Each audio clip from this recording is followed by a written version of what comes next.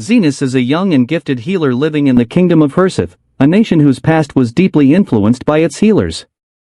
The Royal Hospital of Hurseth is renowned across the globe for housing exceptional healers who help make the world a better place. However, Zenas differs from the other healers who receive proper training and hold an official license. He is a self-taught healer working in the slums without authorization. He stays in a large, decaying house with his elf servant Lily and treats anyone who can afford his price, never asking unnecessary questions. He also has another housemate, a mill ghost named Carmela, who drifts around the place doing absolutely nothing. On a typical day, after tending to all the patients who come to see him, Zenas leaves for a house call to treat someone who can pay him more, while Lily begins preparing dinner. Shortly after he departs, a full multiracial lineup of his simps arrives at the clinic, hoping to spend some time with him. They include the lizard girl Zofia, the airhead furry Linga, and the dark elf muscle mommy LV. The girls start fighting over who gets to see Zenas first and chat about how they want him to thoroughly examine their bodies. But Lily steps in angrily, since she hates it when anyone thirsts over him. After she finishes settling the three girls down, Lily invites them to stay for dinner, saying they will all eat together once Zenas returns. But as soon as she leaves the room to do laundry, the furry and the muscle mommy cannot resist their urge to taste the delicious stew before dinner. One small sip immediately makes them crave more, and even the lizard girl gives in before long. The three of them finish the stew in record time, only to realize moments later that they are now in deep trouble. As they panic about how to explain this, Lily walks back in and is horrified to discover that these idiots ate the entire meal. They start pointing fingers at each other for finishing the food, but then Carmela appears, furious because she had been excited for tonight's dinner. The three girls are terrified of her and quickly volunteer to help Lily cook another batch. Lily sorrowfully tells them that there are no remaining ingredients, so the girls decide to go out and bring her the highest quality ingredients they can find. While the girls are stressing about dinner, Zenas returns home after completing his house call. On the way, he encounters a beast girl named Till clutching her stomach tightly to endure an unbearable pain. He stops to check her symptoms, but at that moment her master arrives, demanding to know where she has been.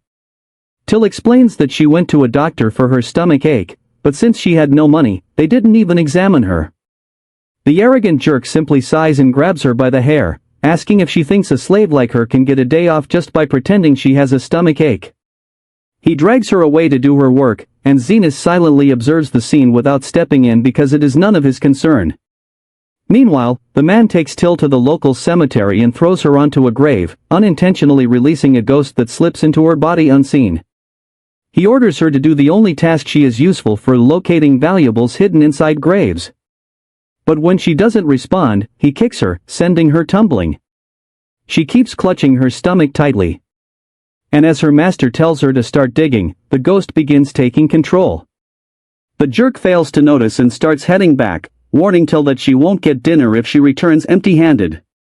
However, she becomes completely possessed and suddenly attacks him, ripping open his gut with her claws. The jerk realizes he is doomed because Till is no longer obeying him, and he runs away as fast as possible despite his bleeding wound. He bumps into Zenas on the road and begs him to save him from his rampaging slave. But Zenas says he has no time for arrogant idiots like him. Right then, Till catches up and Zenas sees the dark aura surrounding her. He asks the jerk where they came from, and the man claims they were doing some farming. Zenas doesn't buy it, but the jerk couldn't care less. He asks Zenas to subdue his out-of-control slave and promises a reward. Suddenly, Till charges at the man again, and Zenas rescues him before tossing him aside.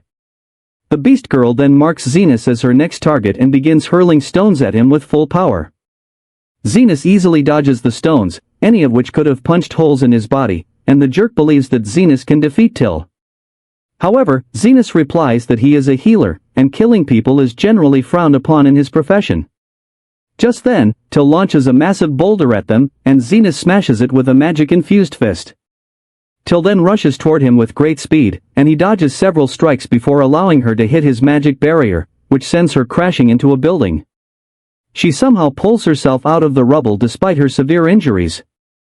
But because of that impact, the ghost begins losing control over her. Zenas finally confirms what has been haunting her. But as he tries to help, Till bites his arm. Zenas ignores the pain and immediately channels his healing magic into her, fixing her wounds and forcing the ghost out of her body. He purifies the ghost as well and then announces that he has done enough work for today. The rich jerk witnesses everything and finally accepts that Zenas is a highly skilled healer. He begs Zenas to save his life. But Zenas responds that he has already met his quota for the day.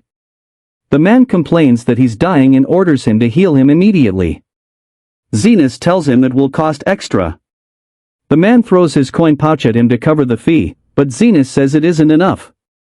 The man becomes angry and threatens to report him to the medical board for overcharging, but Zenas tells him to go ahead because he doesn't have a license and the medical board can kiss his. Then he suddenly comes up with an idea and says he will take the beast girl as the rest of the payment. The rich jerk instantly accepts the deal, and Zenas wastes no time treating him. Afterward, he stays with the unconscious beast girl until she wakes up and her stomach pain returns. She asks Zenas who he is, and he shows her the documents proving he is her new master. He immediately gets to the point and tells Till to undress because he needs to check something. She panics, thinking her new master is a pervert. But as a slave, she has no other choice. Till removes her shirt, and Zenas sees a gallstone that has been causing all her pain. He starts rambling some medical jargon like he's Dr. House and then uses his magic to extract the gallstone from her body.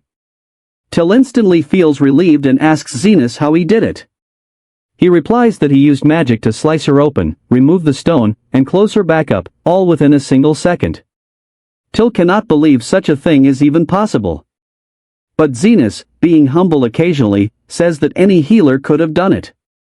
Till can only thank him for curing her, but Zenas says he doesn't want her gratitude. Instead, he wants her to repay the amount she cost him. Till is ready to do anything for him. Starting with a gut clock 3000, but Zenas is no beta simp. And he simply orders her to find a special herb for him. Till feels let down, but she still manages to locate the special herb for him.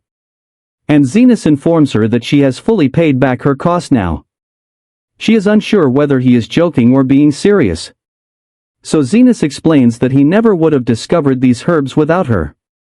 Therefore, she truly has compensated him for purchasing her, and now she is free to go anywhere she wishes. Till can hardly believe this, but Zenas rips the slave contract, telling her that she now owns her own life. She becomes emotional and thanks him for what he has done. And Zenas tells her to visit his clinic if she ever requires a healer, but also warns her that his price is a little high. With that, he heads home just in time for his three simps to return carrying the ingredients for their dinner. Zenas recalls the time when he was part of the esteemed Golden Phoenix, which grew into one of the strongest adventure parties in the whole kingdom. One day, the leader of the party named Aston tells Zenas that they no longer want a poor slum-dwelling commoner in their group and hands him a gold coin as severance. On claims that Zenas is worthless anyway and that they are far better off without him. Zenas becomes confused because he is a very powerful healer who has been supporting the party ever since it was created. But Aston laughs at this, saying that he is a poor, self-trained fool who never obtained an official healer's license, which makes him completely useless. Zenas looks at him and says that he believed they were friends. But Aston laughs right in his face along with his companions, mocking Zenas and saying that he was merely a meat shield for them and nothing else. On tells him that now that they are the strongest party in the kingdom, they are practically celebrities, and it looks bad to have a common slum dweller in a group filled with aristocratic nobles. Aston says that the gold coin should be more than enough for him to go anywhere and that he should never say a word about being part of their party. Zenas understands that this is basically hush money to keep him silent. So, he gets up and walks out of the room.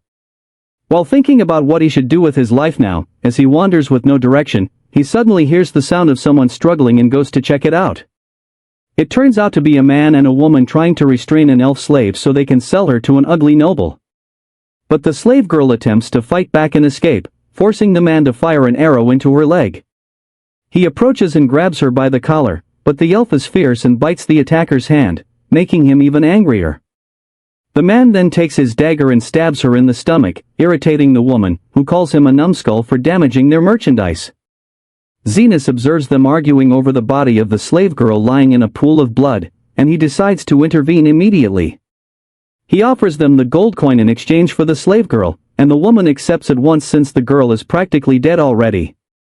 The pair instantly vanish into the darkness while Zenas quickly begins examining her injury. The slave girl assumes she has already died, but Zenas is an extraordinary healer and restores her to full health with ease. The slave girl is completely shocked since she did not feel anything and expresses her gratitude to Zenas for saving her. She introduces herself as Lily and instantly becomes concerned about the gold coin Zenas spent on her. Zenas realizes this and tells her not to worry about it at all because it was not a big issue. In truth, he did not care about keeping the pity money from a jerk like Aston. Anyway, Lily asks if Zenas is a world-renowned healer, but he answers that he is nobody who does not even possess a healing license. He then asks where she lives, but she replies that she is starving and has no home. Zenas decides to take her in and brings her to a small tavern where he gets her some better clothes and a warm meal. Lily eats eagerly, asking why Zenas is not eating anything, and he says he is not hungry, when in reality he no longer has any money to buy food. Just as he was thinking about how he should find a job, a lizard man enters the tavern asking for water. He sits down on a chair with blood leaking from his arm from what appears to be a bullet wound. Zenas goes to him and inspects his injury, saying that there is nothing serious since it is basically a scratch. The lizard man thinks Zenas is, but without saying another word, Zenas lifts his arms and chants the healing spell, which instantly closes the lizard man's wound. The lizard boy is shocked but delighted at the same time and immediately gives Zenas some money before leaving the tavern. Zenas is slightly puzzled because this is the first time he has been paid for healing someone. Lily says that it seems completely normal to her since healers usually charge a fee for treating someone. Zenas decides that he will start living by this idea from now on and open his own clinic. One issue with that is since he is from the slums, obtaining a license for a legal practice would be nearly impossible. So he would probably have to become an underground healer who operates illegally. Lily seems very happy about this choice and vows to help him her entire life. Zenas does not really want to involve such a young girl in unlawful work. But since he cannot abandon Lily like this, he chooses to let her stay with him for the moment. He leads her to an abandoned area of the town where most of the homes are destroyed and no one can be seen walking around. Lily asks why they are in such a terrible place, and Zenas responds that they need to stay a bit away from the town center because they must remain unnoticed. He says that he is searching for a house in decent condition to call his own. And eventually, he finds one of the buildings that is not too bad. He starts inspecting the whole house, even though it appears to be in poor condition. Zenas is simply glad to have a roof over his head because for most of his life, he had to sleep outdoors while he was with his old party. Lily uses her light magic to brighten the area, and Zenas starts checking everything when suddenly they encounter a wraith who happens to be Carmela herself. Lily hides behind Zenas, thinking this is the end since wraiths are the most powerful undead creatures known to have the touch of death.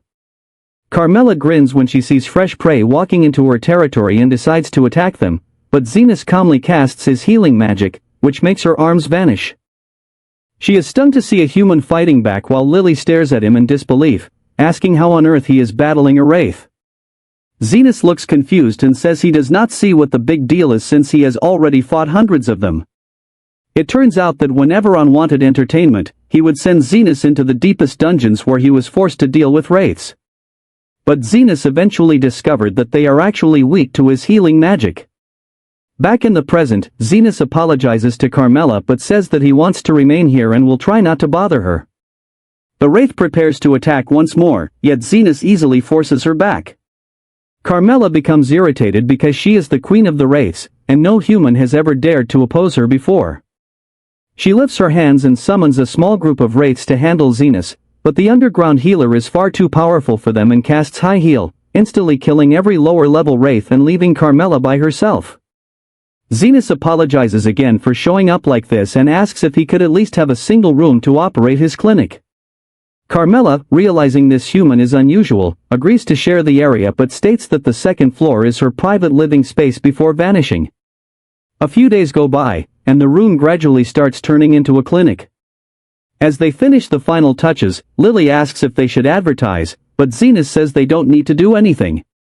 At that moment, the door opens and the lizard man returns. He introduces himself as Jean and tells Zenas he has brought his sister this time.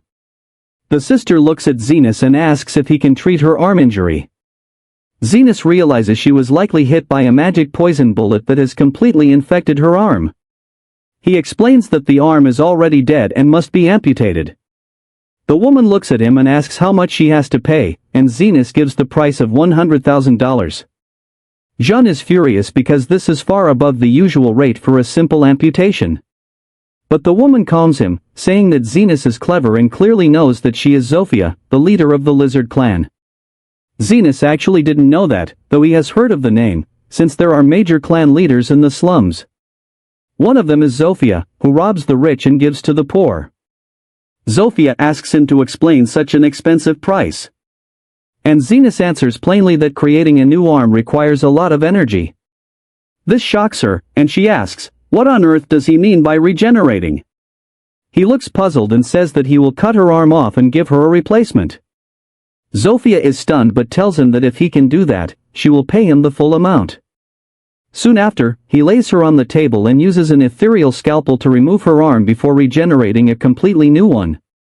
Zenas is surprised to learn that healers don't normally perform things like this, while Zofia thanks him and says she will likely send more people his way to be treated.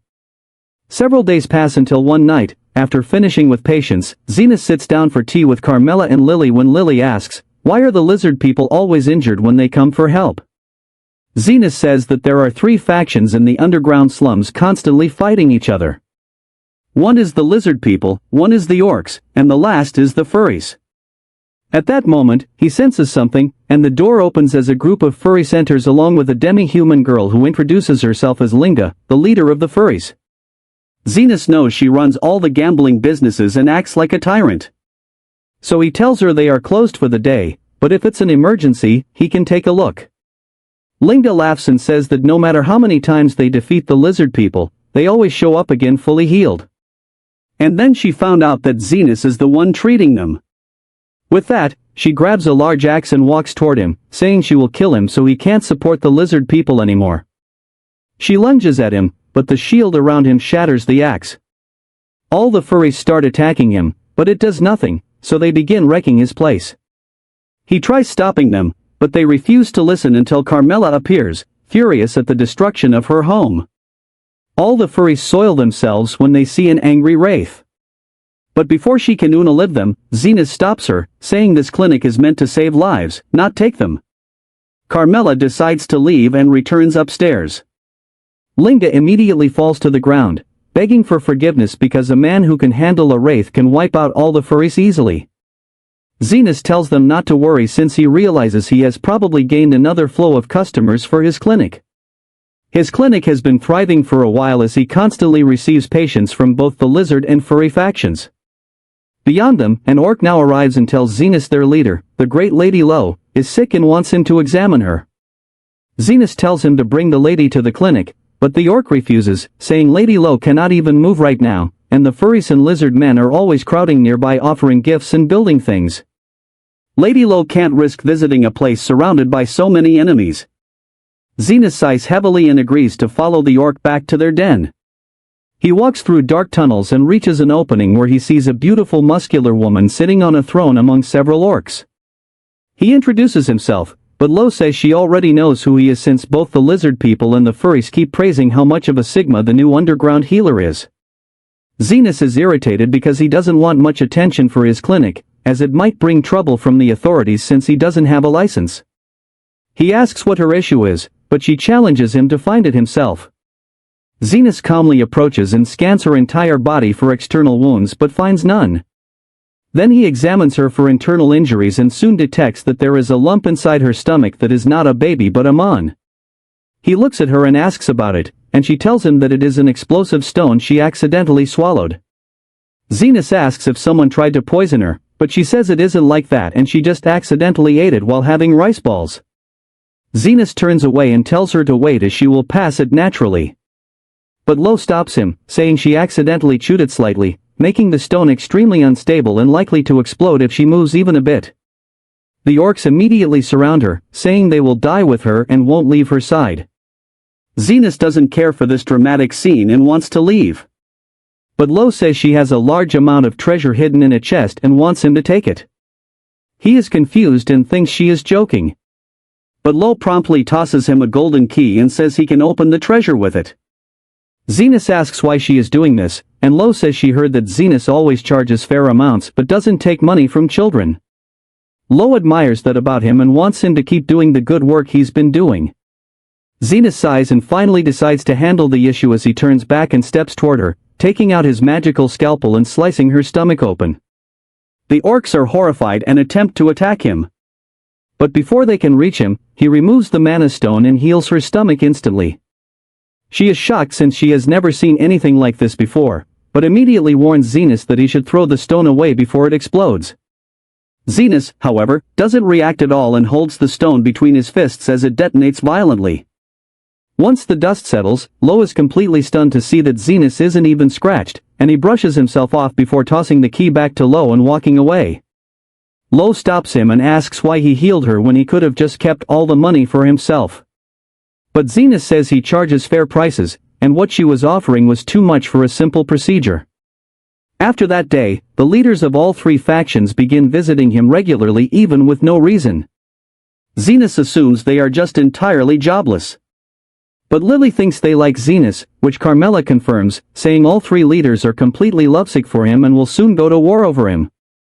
Zenas ignores this, saying he is just an ordinary healer and nothing more. But Carmela's prediction comes true when one day all three faction leaders visit him one after another, bringing him gifts and food while declaring that they will begin a war the next day. The following morning, all three factions gather on the battlefield with their forces, chatting as they prepare to determine who will become the absolute king of the underworld. Before the battle can begin, Zenas and Lily arrive at the stadium. But instead of stopping the fight, the underground doctor tells them to let everything out of their system once and for all. With that encouragement, Zofia attempts to draw first blood by pulling out her daggers and launching an attack on Linga. But the furry moves quickly and manages to evade the strike. The orc decides to join the chaos and leaps toward Zofia, but she sidesteps the attack and retreats. This is when everything erupts as all the factions begin slashing and punching each other in a full-on battle, while the leaders of each group exchange lethal blows with clear intent to kill. Lily appears deeply unsettled by what she is witnessing, yet things soon take a strange turn as they continue fighting throughout the entire day.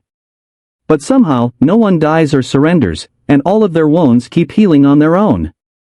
Eventually, the leaders understand that Zenas is healing every single one of them simultaneously. And he tells them that he does not care how long they keep fighting, but since they are his patients, he will continue healing them. At this point, the leaders begin laughing once they realize how ridiculous the situation is. They choose to make peace and agree to rule the underworld together in harmony. Lily looks extremely pleased by this outcome, while Zenas remarks that he plans to charge them a large fee because healing such a huge number of people at once is extremely difficult. A couple of days pass before Zofia and her brother return to Zenas' clinic again to receive treatment.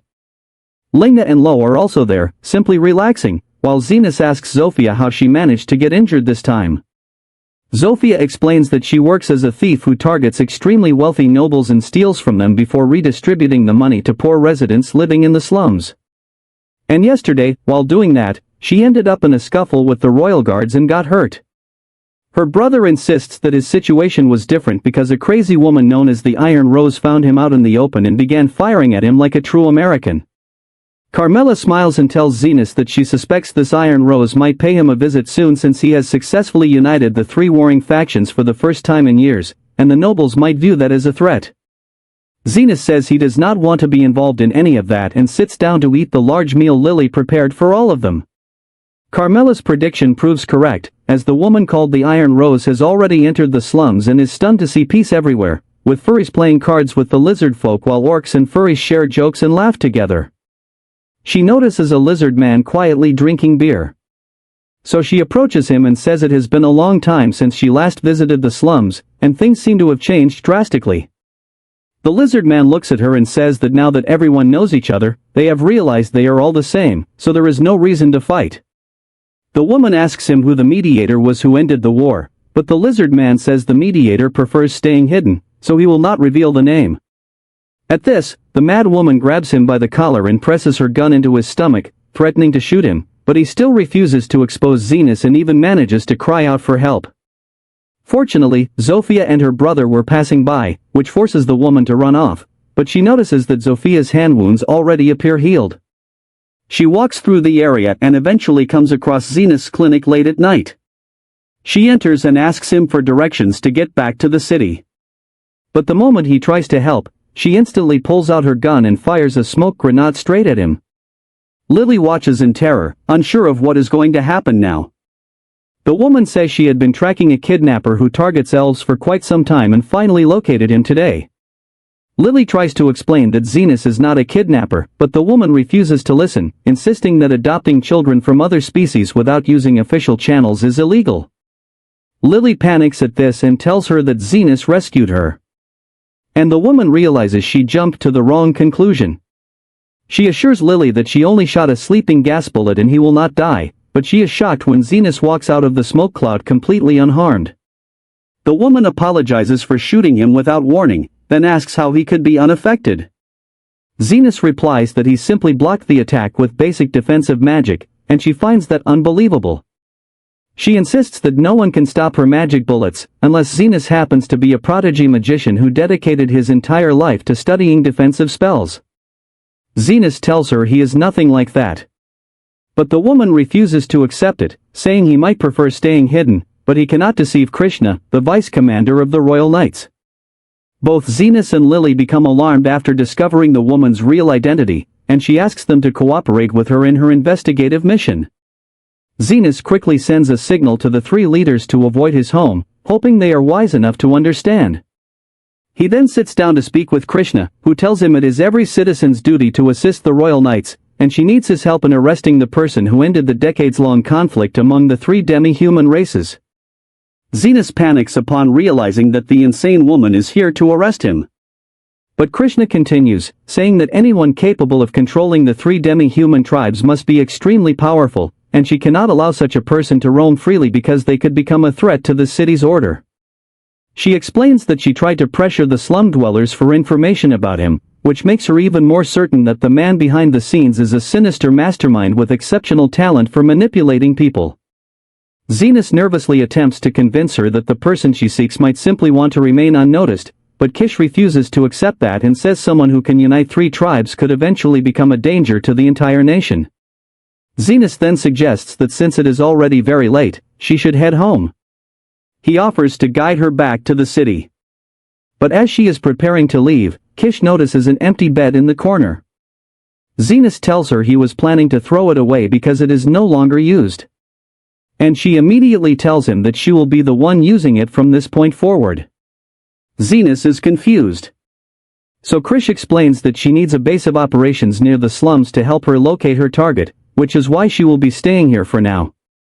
She tells Zenas that he does not need to worry because she will pay rent, and Carmela comes down to tease him about yet another dangerous woman forcing her way into his life. Kish uses her authority to force Zenas to let her stay in his house. But this makes Lily extremely jealous. To show Kish that she is Zenas' number one girl, Lily climbs onto his lap and makes him pat her head. Seeing this, Perma appears again in her invisible form and whispers teasingly in Zenas' ear, startling him. Afterwards, Lily keeps trying to show how close she is to Zenas. But unfortunately, Kish is too occupied blowing on her tea to notice. Lily finally falls asleep. And after placing her in bed, Zenas returns to continue talking with Kish.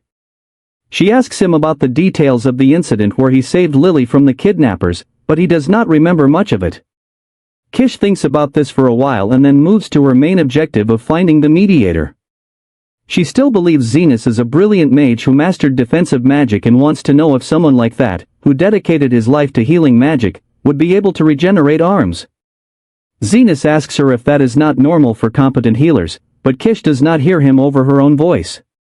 She says that only a saint-level healer of extremely high rank can regenerate lost limbs. And Zenas asks what difference that makes. She then tells him that she severely injured Zofia's arm in a fight earlier. But when she visited the slums yesterday, her arm was completely healed. Chris mentions that if this is the work of a high-level healer living in the slums, then that person must hold significant influence there and could be the mediator she has been searching for. Zenas asks her why she is so forceful and driven when it comes to the slums. And Kish explains that her mother, a gentle woman who came to the slums every day to feed the poor, was murdered there by someone trying to steal her wedding ring. She vowed to become a hero who would bring justice to criminals like that who live in the slums, and dedicated herself to becoming the youngest vice commander among the knights. The next morning, Kish heads out to investigate the slums again, telling Zenas she will be back by nightfall. And in the meantime, Zofia comes to see him. As he treats her, Zenas keeps dwelling on Krish's story, but Carmela tells him there is nothing surprising about it and he shouldn't let it trouble him so much. Just as Zenas finishes healing Zofia, Kish arrives home and the two women instantly fall into a confrontation. Lily tries to step in, telling Kish that Zofia also got lost and ended up here, but Kish refuses to believe that. She questions Zofia about the mediator who healed her, insisting that he is an evil man rallying the people of the slums to start a rebellion. Zofia mocks her, saying that wicked people exist in every part of society. But Kish is a classist who sees faults only in slum dwellers. She tells Kish that the person behind the kidnapping case she is investigating is a high-ranking noble. Yet the royal knights haven't even bothered to investigate him even though the evidence is obvious. Kish refuses to accept this. But Zofia calls her sense of justice fake and says the mediator is a far better person than she is, someone who doesn't care about ranks or politics and simply saves the people who need his help. Kish becomes furious and decides to shoot her, but Zenas steps between them, telling the knight that he will not let her harm his patient. Kish asks him what he is talking about, and Zenas decides to be honest with her. He reveals that he is the healer and the mediator she has been searching for, but she refuses to believe it. She claims he is an expert in defensive magic and cannot possibly have mastered healing magic at the same time. So she insists he is lying to her. Now, however, she feels certain that he is also siding with the demi-humans and the mediator. So she chooses to cut all ties with him. She tells him she will find another place to stay and work in the slums because she cannot let her perfect knight image be ruined by living with him. She leaves the clinic and heads in the opposite direction of the slums. Zenas assumes she got lost on a one-way street, but instead Kish goes directly to the home of the noble named Calendarer, the man Zofia accused of running the kidnapping ring. Krish tells Calendarer that crime has been rising in the area recently, and she is here to conduct a surprise inspection of his mansion's security. Calendar gladly permits her to check his security system, and Kish discovers nothing unusual, which makes her think that Zofia was merely spouting nonsense earlier. However, just as she prepares to leave, Kish notices something odd about how the guards are positioned. She realizes there are far too many guards at Calendarer's mansion, and most are gathered near the back gate. She decides to look into it more closely and discovers an underground prison filled with kidnapping victims. She tells the children not to fear because she has come to rescue them, but then someone shoots her in the back. Kish turns to see Calendarer, who fired her own guns at her guns that had been confiscated when she first entered the mansion. He shoots her again, destroying her arm, then mocks her, saying that the famous Iron Rose has become helpless before him. Kish realizes she may not be able to save anyone now. But fortunately, Zofia brings Zenas to the location just in time. Calendar wastes no time and fires at him, but Zenas blocks every shot effortlessly. This terrifies the fat bastard, and he stumbles over nothing while trying to pull out the second gun. Zenas picks it up, points it at him, and Calendar begs for mercy, telling Zenas he should be honored that a noble is apologizing to him. Zenas simply sighs and shoots the worthless piece of trash, not killing him, but knocking him out for a long time. He then turns to Kish, who has accepted that death is approaching. She asks Zenas to inform the royal knights about what happened here. But he tells her to be quiet because he needs to focus on regrowing her arm. After she is fully healed, Kish finally realizes that Zenas truly is a healer and the mediator she sought. She begins to see him as a genuine hero and says she could never do anything comparable to him. However, Zenas tells her that she is the hero to the children here because she was the first to act to save them. Kish is moved to tears when she hears this, and soon she summons the soldiers to help her rescue the children. Zenas tells Zofia that they should head back before someone arrives, but Kish chases after them, asking Zenas why he saved her. He coldly replies that she still hasn't paid the rent for staying at his place for one night, and he intends to send her the invoice for that along with the bill for today's healing. A few days later, Zenas goes grocery shopping with Lily. But as he walks through familiar streets, memories of his childhood return to him. He had been a lonely orphan in the slums until an adventurer named Eston came looking to hire him. Eston didn't care what Zenas was capable of because he simply wanted someone to run errands and serve as his slave. Zenas told Eston that he knew some healing magic, but Eston just laughed because there was no way a poor orphan from the slums could afford that kind of training. Even so, he accepted Zenas into his party and they began adventuring together. When Eston fought monsters, Zenas stood behind him and healed his wounds so quickly that Eston felt invincible. He believed it was entirely due to his own talent and that Zenas was just uselessly standing behind him, so he fired him. In the present, Eston leads his party, Golden Phoenix, into a monster nest because a powerful noble has hired them to acquire some monster fur. Everyone is relaxed, and a couple of the guys are even hungover because they are treated like celebrities everywhere they go. They encounter the flame foxes as soon as they enter the cave, and Eston orders one guy to cast a defensive spell on him before charging recklessly at the monsters. The creature bites his hand, leaving severe burns, and Eston panics because he is not accustomed to pain. Meanwhile, other members of his party are attacked by the foxes, and On feels surrounded by incompetent fools. He turns to the man responsible for defensive magic, who cannot control his mana properly due to his hangover. Aston orders everyone to retreat, and once they exit the cave, they begin blaming each other for the failure. The defense mage suggests that maybe Zenas had been using healing magic on them all along. Aston refuses to accept that because he never noticed it, but he decides to hire another healer with proper credentials. A couple of weeks later, On and his party return to the cave with a healer named Human. Unfortunately, the monsters are prepared for them this time and immediately launch a surprise attack.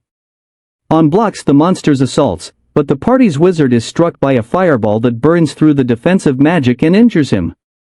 Yum instantly begins healing him, but she realizes he needs to be taken to a hospital. Meanwhile, Aeon struggles to strike the monsters and becomes exhausted quickly, which makes no sense to him. Human tells him they must retreat because the wizard will die if they waste more time, and Eston reluctantly gives the retreat order. Once they are outside the cave, he lashes out at the defense mage for failing his role, but Human tells him it is not his fault. On shifts his attention to her and demands that she immediately heal the wizard so they can resume fighting. But Human asks if he is, __. She says that only the saint and a handful of top-tier healers can heal such wounds instantly, and this makes On wonder if Zenas had actually been healing them from such severe injuries all along. Soon he returns to the city, where the noble's butler arrives to tell him that he failed the mission and must never show his face in the city again. Eston panics and begs for another chance, blaming Zenas for the failure. The butler grants him the second chance he requested, and Eston decides to hire Zenas again so he can exploit his skills and regain fame. Soon, Eston and the defense guy, Guile, head into the slums to search for Zenas. They decide to ask for assistance from the 3 demi-human tribes to track him down. Their first stop is the Lizardman tribe, where Eston tells Zofia that he is looking for a healer named Zenas who came to the slums 2 months earlier. Zofia bursts out laughing when she hears that and comments that Eston truly seems foolish enough to dismiss someone as talented as Zenas. The redhead takes offense and attempts to draw his sword, but he gives up when he realizes he is surrounded by lizard warriors. Zofia tells him to head back home because neither she nor Zenas have time to waste on idiots like him. Eston grows angry at her words, but a cold glare from Zofia makes him understand the difference in power and he instantly backs off. He then heads to the Beastmen tribe, and Linga also mocks him for being the fool who fired Zenas. She says she has no interest in doing business with someone like him. And before Eston can even attempt to intimidate her, she frightens him by showing off her speed. After that, he visits the orc's hideout and receives the same reaction from Love. But this time, he is wise enough to leave without pretending to be tough. Once they are outside, Eston throws a fit because he refuses to believe that Zenas holds this kind of influence in the slums. Suddenly, Guile spots Zenas walking down the street with Lily, and the two of them move in to confront him. Eston acts tough, telling Zenas that it must be pure luck that he survived alone for 2 months. Zenas responds that he doesn't have time to chat with him and continues on his way, but this irritates Eston, who shouts that he came to offer him a chance to rejoin the party. Zenas rejects him coldly, telling Eston that no one is foolish enough to accept a job with no pay and terrible working conditions. The redhead feels insulted and claims that Zenas should be grateful for the chance to be part of such a well-known party. Zenas sighs and says he will assist the party if they are truly desperate. But this time, he will charge a proper fee for healing and casting defensive spells. Eston is taken aback by this and tells Zenas not to make such demands because he has nowhere else to go. At that moment, some slum residents approach and begin chatting happily with Zenas. He is soon surrounded by people, leaving Eston confused about what is going on. After everyone leaves, Zenas decides to head home, and Eston starts shouting at him, reminding him that he was the one who picked him up off the streets. Zenas has had enough of his nonsense, so he tells him that it is already too late. He starts walking away, and Eston decides to attack him. However, before he can even reach Zenas, he is shot by a bullet and thrown to the roadside. Krish calls him an idiot for trying to attack someone in front of the vice-commander of the Royal Guards, and Zenas is surprised to see her there. He asks what she is doing in this part of the slums, and Krish answers that she was searching for him and got lost, but everything worked out in the end. As they talk, Eston becomes even more confused because Zenas has strong connections not only with the slum leaders but also with the Royal Guard. When he gets up, Krish tells him he is under arrest for attempted assault. Eston immediately blames Guile and runs away, determined to teach Zenas a lesson for ignoring him. A few days later, everyone gathers at Zenas' place and begins discussing how Eston and his lackey approached each of them. The three bosses tell Zenas that they set spies on them in case they caused any trouble, but unexpectedly they disappeared without leaving a trace. Lily feels relieved, assuming they gave up on chasing Zenas. But then Carmela appears behind her and says that they might have gone to the Underground Guild, which handles all types of illegal requests for the right amount of money. Lily becomes frightened when she hears this, but Zenas explains that the Underground Guild charges an enormous fee. And Carmela adds that if Eston was desperate enough to try getting him back, it means he is struggling and low on money. Lily is finally relieved after hearing that, but then Zofia mentions a strange mercenary known to accept any request, even without payment, if certain conditions are met. Later that night, Lily finds Zenas still awake. So she prepares some tea for him and pats his head to help him relax. She quickly falls asleep afterward, and once Zenas tucks her in, he finds Carmela waiting outside. She encourages him to speak openly about his party, and Zenas admits that he should have punched Eston in the face the moment he saw him. She then asks how he became so skilled at healing magic, and Zenas tells her that he once tried to revive a dead person as a child but was severely beaten by his master for doing so. Carmela is stunned because reanimation is taboo, and she begins telling him about how artificial life forms existed 300 years ago when she was still alive.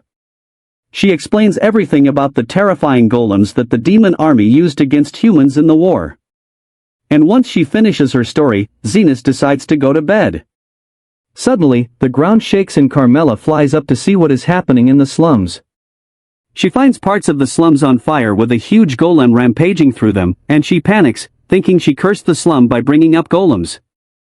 The massive golem tears through the slums, destroying everything in its way as people flee for their lives. Zenas arrives to get a closer look at the golem, and Carmela accompanies him. She says it is extremely suspicious that an ancient weapon like this is wandering through a slum, and they wonder how it appeared here. Just then, the three gang leaders arrive, and Zenas feels relieved that they are safe. The girls tell him they are unharmed, but their subordinates suffered severe injuries in the monster's attack. They ask Zenas about the gigantic creature because they have never seen anything like it before.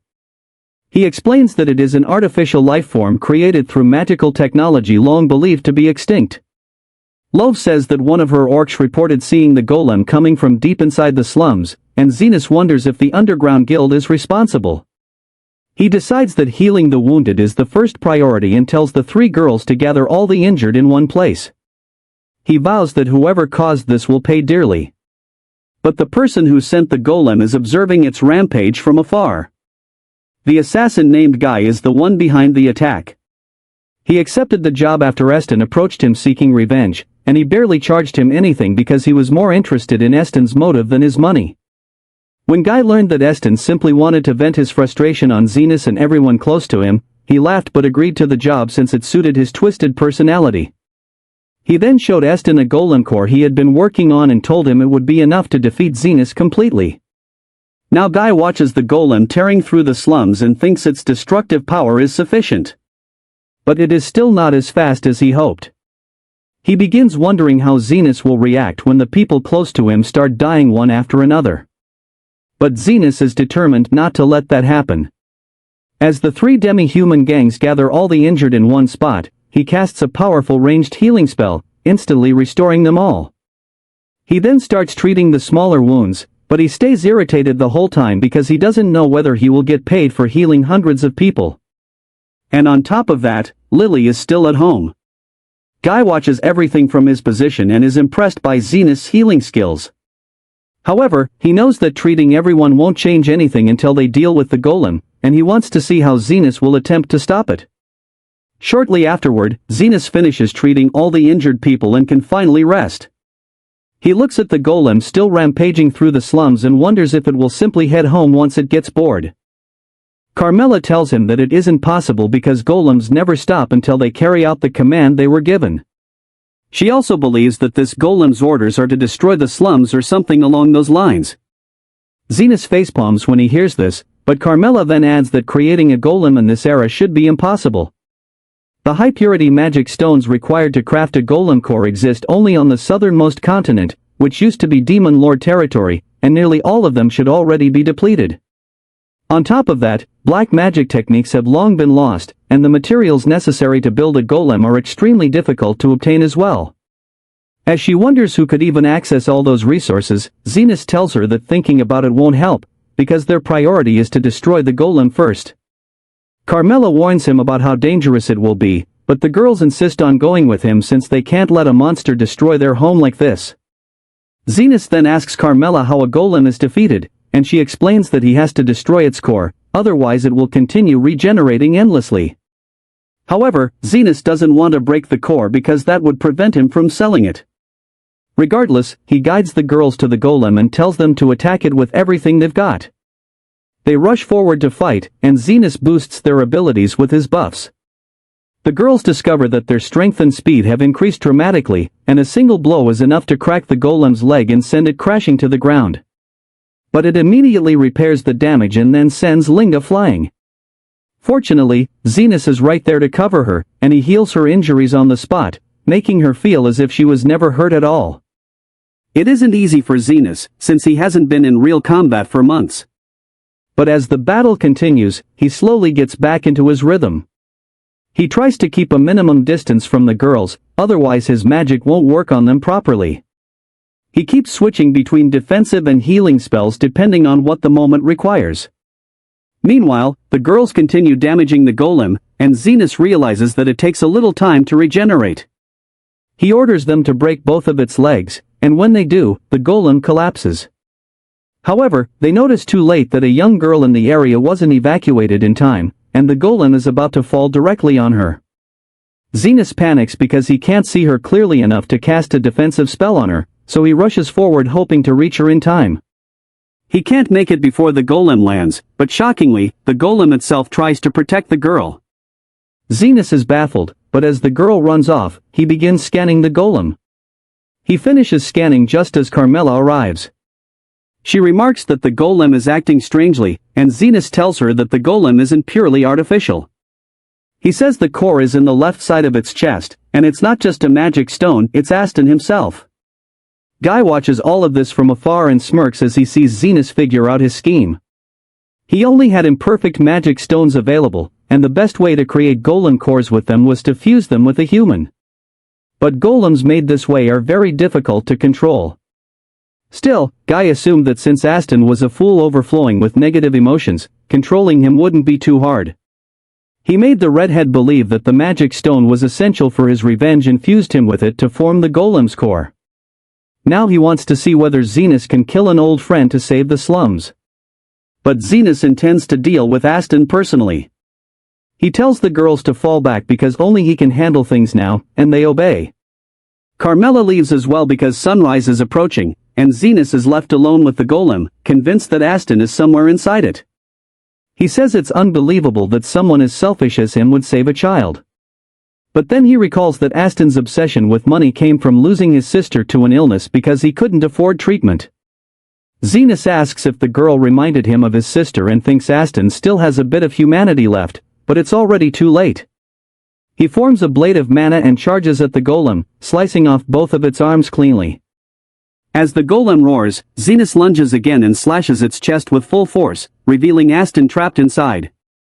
Zenas tells Aston that this is the end and cuts him down without hesitation.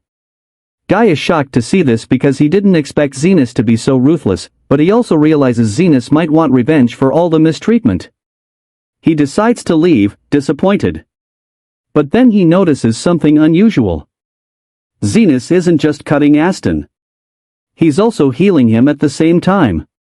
He destroys the parts of Aston's body fused with the magic stone and regenerates them immediately, restoring them into normal human flesh. It's incredibly draining, but Zenas continues anyway. Guy is stunned watching this. He can't believe Zenas still has that much energy and precision left, even after healing hundreds of people. He can't comprehend how someone this skilled exists and begins reconsidering his plans. Meanwhile, Zenas tells Aston that the world would be better off if he died here. But he won't allow that, because someone has to pay for the damage done to the slums and for his healing fees after working the entire night. So he'll keep Aston alive to get money from him and his partner. Another reason is that Aston once did him two major favors. First, taking him off the streets, and second, giving him the gold coin as severance pay, which helped him free Lily, a choice that changed his life. Zenas adds that the final and most important reason is that he is a healer, and he can't let anyone die under his watch. With that, he strikes the magic stone in Aston's heart with all his strength, shattering it. Soon, Aston is fully freed from the magic stone. As he kneels, he admits that Zenas is so exceptional it makes him feel sick. He saw him supporting the demi-human girls earlier, and now realizes he had been doing the same for their party as well. He collapses, begging Zenas for forgiveness even though he knows he doesn't deserve it. Zenas tells him to stand up, but Aston refuses until he's forgiven. Zenas tells him to hurry because he needs to punch him in the face. Aston is stunned, but Zenas uses the last bit of his mana to amplify the punch's impact tenfold. Aston starts stepping backward, but Zenas grins eerily, saying another reason he didn't let him die was because he still wanted to punch him. Then he hits Aston with all his might, sending him flying. Aston regains consciousness a few minutes later and finds Kish standing beside him. He asks where Zenas is, and she says she met him on the way and he told her everything. She says it's a miracle no one was hurt in the incident, and now Aston will owe Zenas for the rest of his life. She proceeds to arrest him on a long list of charges and adds public indecency as well. Aston only then realizes he's completely naked. Kish gives him a message from Zenas, who took his sword to sell it and pay for the damages. Aston realizes he now has nothing left, not even his clothes. However, Zenas left him a parting gift, a single gold coin, just like his severance pay. Kish says Zenas never wants to see him again, and Aston begins crying like a child when he hears that. Meanwhile, Zenas drags his feet as he walks home. But he runs into the demi-human girls along the way, and they support him even though he tells them that he is okay. Before long, they arrive at his house, and Lily instantly pours a cup of tea for Zenas to welcome him home, since she was convinced he would return without a scratch. A couple of days afterward, Kish stops by to inform Zenas about the investigation into the golem incident. She explains that they haven't uncovered any solid proof, but they suspect that the person responsible for the golem was someone named Guide. Zenas swears that he will track Guy down someday and make him pay every coin he owes, with interest, but Krish responds that it won't be easy. Guy left behind no evidence, and the building where he met on had already been cleaned out and abandoned before the knights arrived. Zofia adds that she also did some digging and discovered that Guide had only recently joined the underground guild, and he usually works alone. Linga has heard similar rumors, and LV mentions that it's normal in the underground guild not to meddle in other people's affairs. She thinks they won't learn much even if they interrogate the guild members. Kish explains that they have put Guide on the wanted list and the knights are actively searching for him, but given how well he erased his tracks, they might end up finding nothing. However, the three girl bosses believe Guide will show himself again soon and cause trouble. Kish then tells them to stop making random guesses because that's not how things should be done, and they call her a hypocrite since she's also speculating. Kish argues that she has the necessary experience and information to form a theory, which is different from guessing. Zenas tells the girls that it's nice they are arguing like civilized people, but asks them to at least face each other when talking, because their behavior is making him uncomfortable. Kish insists she is a respected royal knight and cannot share a table with 3 gang leaders, and the demi-human girls respond that they don't want her there either. Zenas has no patience to deal with their nonsense today, so he simply pushes them out of the clinic because he wants to rest. He then sits down with a book to relax, and Lily approaches him with concern. She says he has seemed very tired ever since the golem attack and she thought of something that might help him feel better. She tells him that the two of them should go to a hot spring together. But just when she is about to say it properly, Zofia bursts in, startling Lily. Zofia says she has a great idea for helping Zenas, saying that since the golem incident is still weighing on him, they should go to a hot spring. Zenas seems to like the idea, but Lily becomes annoyed because now she won't get credit for suggesting it. Zofia leaves, and right then, Linga arrives looking for something. She starts with the same speech about the golem attack being hard on everyone and then proposes going to the hot springs. Zenas tells her it's a good idea, but before he can mention that he already agreed with Zofia, Linga leaves the house saying he is coming with her now because he already promised. Lily becomes even more upset. And then Lo shows up as well. This time, Zenas immediately asks if she has come to invite him to the hot springs too, and she blushes, asking how he knew. She says they must be soulmates to think alike. But Zenas tells her real soulmates are Linga and Zofia because they had the exact same idea. Soon, Chris also arrives, and Zenas can already tell she wants to go to the hot springs too. In frustration, he tells her that it's a nice idea. Lily is deeply hurt by all this, and while she sulks quietly, Zenas wonders why the girls are so obsessed with going to the hot springs. Anyway, he asks Lily what she was saying earlier, and she shouts that it was nothing important. Just then, Carmela shows up, teasing Lily about being beaten by all her rivals. She tells Zenas that she hasn't been to a hot spring in years, so she will join them as well. Soon afterward, Zenas heads to the hot springs to soak in the warm water and ease some of his fatigue. He reflects that his original plan of becoming an underground healer to live a peaceful and quiet life is slipping further away, as things are already out of control. Still, he appreciates moments like this when he can relax alone. But he doesn't realize the moment won't last long. The bath door suddenly opens and Zofia steps inside. Zenas panics, reminding her that this is the men's bath, and she tells him that she hung a sign outside saying the bath is being cleaned so nobody will come in. She steps into the water, telling Zenas that she wants to be even more aggressive in seducing him, but she knows it might not be the best choice. She starts talking to him about how she has changed since meeting him, edging closer and trying to distract him with conversation. However, Zenas notices, and Zofia decides to become aggressive after all, wrestling him to get closer. Linga also arrives, leaping at Zenas while saying she feels dizzy. But Zofia is the one who catches her, and the two start fighting. Suddenly, Lo pops out of the water, telling Zenas she had been waiting for him there the whole time. Linga and Zofia attack her, and as the three fight, Zenas turns away because he wants some peace. Right then, Kish storms into the room, yelling at the demi-human girls for being shameless since this is the men's bath.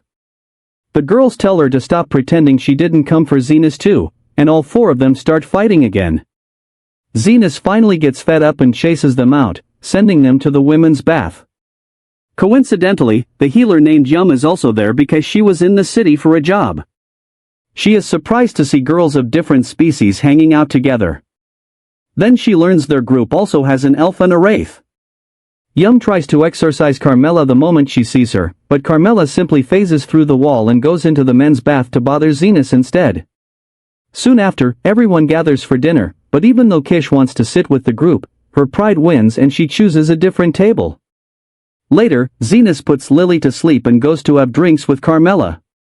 He still looks exhausted, so she asks if the dinner wasn't enjoyable, and he says it was good at first until the girls started a drinking contest where the winner would get to sit on his lap.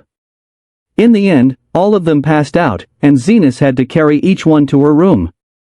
Carmela chuckles, telling him to make the most of these goofy moments while he can sense he will soon be pulled into messy situations.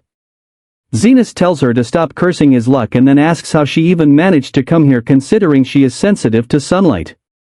Carmela explains that she can inhabit objects she has formed attachments to and that during the day she possessed an old staff that Lily brought along. Zenas asks whether the staff belonged to her back when she was alive. He wants to know what she actually used to do during her lifetime, but as usual, she refuses to say anything about her history and instead pours him some drinks. The following morning, everyone is jolted awake by a blast in the kitchen and Yuman is the first to react. She rushes to the kitchen where she finds the owner lying on the floor with severe burns across his body because the firestones detonated. She instantly begins administering first aid and tells the owner's wife that he will have to be taken to a hospital for proper care. And even with that, he might never regain use of his hand again. Just then, Zenas shows up and Yuman asks for his help carrying the man to the closest hospital where they have advanced healing circles. Zenas has never heard of anything like that before, and his curiosity is piqued. But he says the man doesn't need to be taken to a hospital for injuries of this kind. He walks off saying that his transport has already arrived. But before leaving, he heals the man free of charge because he liked the food he made. Yuman feels extremely upset, assuming Zenas abandoned a wounded man. But suddenly the inn owner stands up and asks what happened to him. He is perfectly fine and Yuman loses her composure upon realizing that Zenas must be one of the highest level elite healers to instantly cure such a serious wound. So once she returns to the royal hospital, Yuman tells her superior everything that happened. Her superior says the country would absolutely want to put Zenas on their payroll if he is that capable, but he believes they lack sufficient information to track him down. He says that because Zenas healed someone and then left without taking payment, he must be a decent person and they can leave him be. However, when Yuman mentions that he was wearing a black overcoat, her superior suddenly becomes intrigued and decides to look for Zenas himself. Yuman asks what made him change his mind and he answers that he wants to meet another elite healer like himself. A couple of days later, Zofia's brother shows up at Zenas' place carrying an unconscious man who turns out to be Yuman's superior. The lizard man tells Zenas that he found the man collapsed in the slums after coughing up a large amount of blood and brought him here right away. Zenas places the man on the table and starts scanning his body for possible illnesses. Suddenly, he determines that the man's lungs are in terrible condition because he has a sickness known as the red lung. He tells Lily and the lizard man to keep their distance since the patient has a disease more lethal than Ebola and more infectious than COVID. Yet he immediately questions his own conclusion because the red lung disease was eradicated a few years back thanks to a cure. As he considers other possibilities, the man abruptly sits up and tells Zenas that he is impressive at identifying diseases. He introduces himself as an elite healer from the royal hospital named Bernardo. Zenas asks what he is doing here. When Yuman arrives at the hospital running, she is frantic with worry over Bernardo, who made himself sick deliberately to find Zenas. Zenas asks him whether he truly has the red lung. And as Bernardo coughs blood, he explains that he took a medicine that only replicates the symptoms of the disease. He then takes an antidote that will help him recover quickly. And Zenas asks where he even obtained medicines like that. Bernardo tells him that he created the medicines himself while attempting to discover a cure for the red lung disease. Zenas finally realizes that Bernardo is a major figure and Yuman starts fangirling over her superior. As she explains that he has created cures for numerous dangerous illnesses and that this earned him the title of elite healer. Bernardo simply laughs and says he became interested in seeing Zenas after hearing about a skilled underground healer with a black overcoat, but Zenas was not